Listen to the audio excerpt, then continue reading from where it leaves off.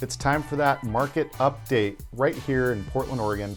Now today we have May's numbers, they're in. Now this is an exciting report, is it? Well, it's a lot of the same, but this is really good information for you guys to have. So I'm gonna go ahead and jump right into it.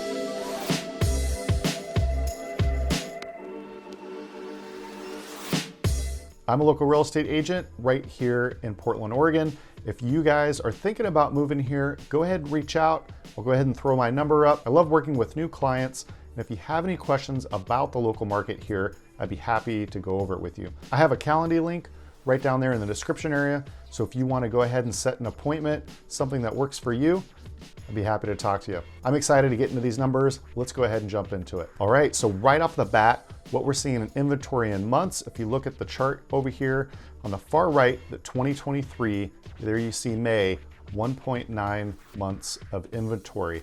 Exactly the same as our April numbers, and up a little bit from March. March was 1.6, and we went up to 1.9. We're holding good at 1.9.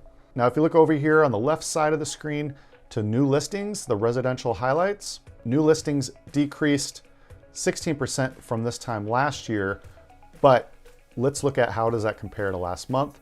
They actually increased the new listings, and this is our inventory, increased 22%. And this is the Portland metro area. So every little neighborhood and city within that metro area is going to be a little different. So metro as a whole, everything averaged together, is up 22% from last month, from April, which is great.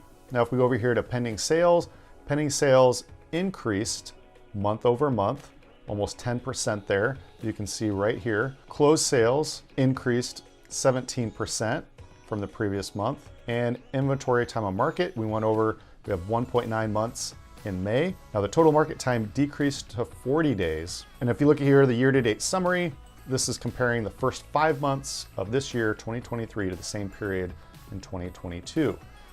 New listings decreased 23%, pending down 29%, closed sales down 34%. This is from that same period of last year. So no surprise there. Those numbers have been the same, for the last several months here, comparing the super hot market that we had to now it's tightening up, right? Higher interest rates, they still keep getting a little bit higher. Right now they're just under 7%. And what I'm hearing is interest rates probably won't go up too much higher, and they should flatten out, I think, over the next year. Maybe, hopefully, they'll decrease a little bit, but I don't think by too much. And then if the market really tightens up, inventory slows down even more, buyer activity slows down, then based on the economy, if the economy starts slowing down, then the Feds will go ahead and start lowering the interest rates. But from everything I'm hearing, we probably won't get too much higher interest rates, and we probably won't get that much lower over the next year. Now let's look over here to the residential trends. This is covering a lot of the same thing, but I love this little graph that they have here. This is a new graph that they just started doing a few months ago. I really like it. It's nice and easy, quick reference here. So this is comparing month over month. This month, May, where we have the numbers in, versus the previous month of April. So this is a really nice indicator, quick indicator to have versus year over year. So you can kind of see more exactly, hey, how is the market doing right now? Is it speeding up? Is it slowing down? So you can see new listings up 22%, pending sales are up 9%, closed sales up 17%, average sales price up 2% from the previous month. So that's a pretty big number right there. That's a pretty big jump from the previous month. So median sales price up 3.8%. So what that tells you is that things are heating up. There is more competition. There are more buyers in the market. And we are seeing multiple offers. We are seeing homes go quicker, but at the same time, we are still seeing homes sitting there as well. So my advice, get ready if you're going to be in the market to buy. You definitely want to get pre-approved, have all your ducks in a row, so that when you're actually ready to go buy a house, boom, you can go in strong right away and have everything ready to go to give yourself the best chance to win that home over.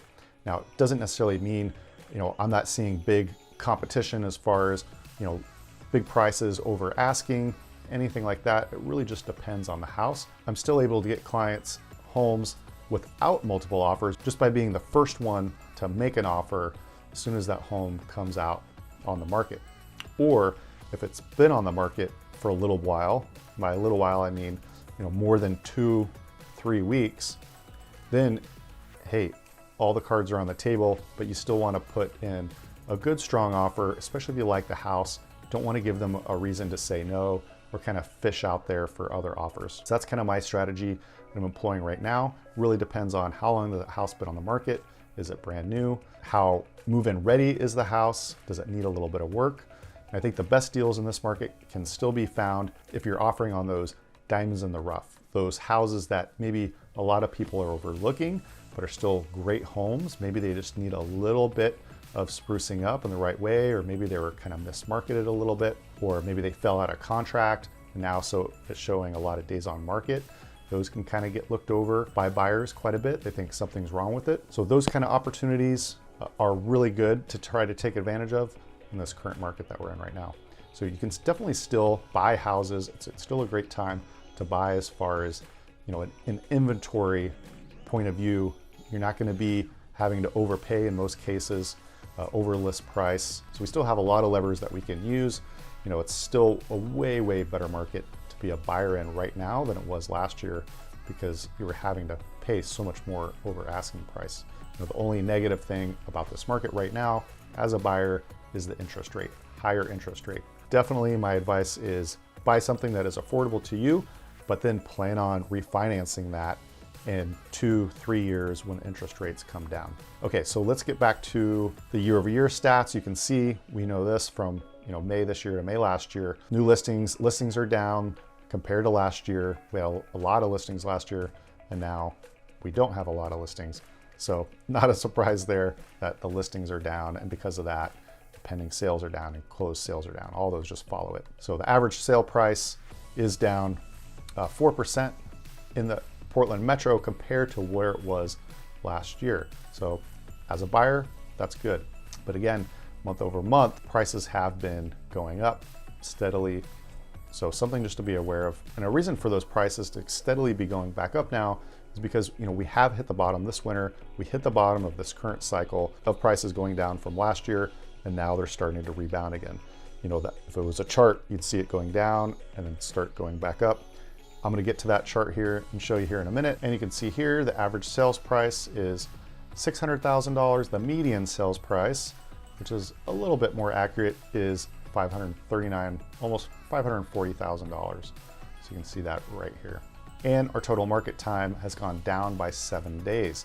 So there you can see market is tightening. We do have more inventory this month from previous month, but market time is decreasing, so that tells you things are going quicker, there are more buyers. You might remember this from last month. Here is the heat map for, the red is where the most activity is, the most sales are, what these numbers are. Here you can see each month in the previous 3 years. So you can see as prices go up, this kind of shifts up, and now it's kind of, and now we're just more in the middle. There's more activity here in that $600,000 to $700,000 range, and it still is up, but not as hot as it was before. And you can see the numbers still are pretty strong here in the higher price points. So if you're shopping in, say, Lake Oswego, then you're already, for the most part, gonna be in this $1 million and up range right in here. So here you can see the median sale price. This was the previous month in April. Now, here we are in May, $550 compared to $530. And then market time was 47, now it's 40. And here's the new listings. April, we had 2,600. Now in May, we had 3,200. So that's great. We are getting more inventory, but hey, I would love to see more inventory, and I'm sure you would too if you're thinking about buying here. And here's a good graph to go over. Right here, the orange, this is the 2023 numbers right here. Here we are April, now here we are again. This is the amount of total active residential listings. So we did add more. Here you can see 2022 and 2021 here in that baby blue. So last year, as we got into summer, you could see here, right around here is where the interest rates went up, and boom, the inventory kind of backed up all through the summer and then into December, you can kind of see the cycle. And this is also kind of more of a normal cycle, but it's definitely was more exaggerated because of that interest rate change. And so it looks like we're following very, very similar trend here. So here we are, new listings. The amount of new listings you can see is way down, but hey, it is a big increase. You know, we're pretty flat here the previous 2 months in March and April, and now we had a pretty good jump here up in May from previous. And you can see here, you know, kind of follows before in previous years, but they had quite a bit more inventory here. Pending sales, again, that's usually going to follow the amount of new listings. That graph is going to be fairly similar in the curve. And here we are in our closed sales. Obviously, those are down too. And our average total market time, that's tightening up. And that's following the same trend that we usually have in the summertime because, hey, school's getting out, families are looking to move, people are looking to make a change, the weather's nice. So people like to be out and about, home shopping. This is the big time to do all the home shopping, you know, right in here. And then it starts to slow down at the end of the summer and then steadily goes back up to winter and then starts that cycle back over again. But you can see right here, we did have a big shift here. I mean, that's a pretty big shift down, you know, from this winter to, I mean, the market time is really, really starting to tighten up. Here is that graph I was telling you guys about. This is the average and median sales price. You can see this sharp curve, you know, shooting right back up. You know, right here we are in the winter, and we hit that lowest point this winter as far as the average home price, and now it's been steadily shooting back up. And here's our average price per square foot. You can see this is, you know, still in that range. We haven't broken 320 yet, but you know, it's getting close. 2022 prices were quite a bit higher for average price per square foot. This year is down compared to last year, so you're getting a better price, but because of those interest rates, your payments aren't as good. And here you can see in the orange is the Portland metro, and in the blue, this is Washington, Southwest Washington, which is Clark County. So if you're thinking of moving to Vancouver or Camas, you know, Camas is a very popular place to live. It's got the highest rated school district there for Vancouver. So you can see before a lot of people were moving there because in the blue, that's their average price versus, you know, the Oregon here. You can see it really tightening up there and getting pretty close. It stays pretty close. And now we actually have a couple of months here where that trend reversed, and Clark County is now, the Vancouver area was now the average sale price more expensive. So then here in May, you know, that kind of reversed. So you're not getting a huge savings, but if you're comparing it, say, to like Lake Oswego and to Camas, you are going to get a big savings in the amount of house that you can get. And here's our graph for the total active listings. You can see that up 5,000 total active listings on the market. And let's go over the condos real quick because I do get a lot of calls about condos. And there's some really cool condo locations in and around downtown. If I was single, I'd probably own a condo. I mean, there's some with some amazing views. You've got Nob Hill, you've got South Waterfront, you've got downtown. I mean, there's just some really cool areas there. So here we are, closed sales. You can see versus active sales. You know, there's always been a pretty big spread, but look, it is tightening up from where it was there. But here, this winter, it was a lot tighter, and now we've got a lot more listings here. So you can definitely see that. So if you're shopping for a condo, you can definitely get a good deal on a condo. So go ahead and reach out. If you guys are thinking about moving, I'd love to talk to you about your move. And if you have any questions just about the market, I'd be happy to answer those questions as well. I'll see you guys on the next one.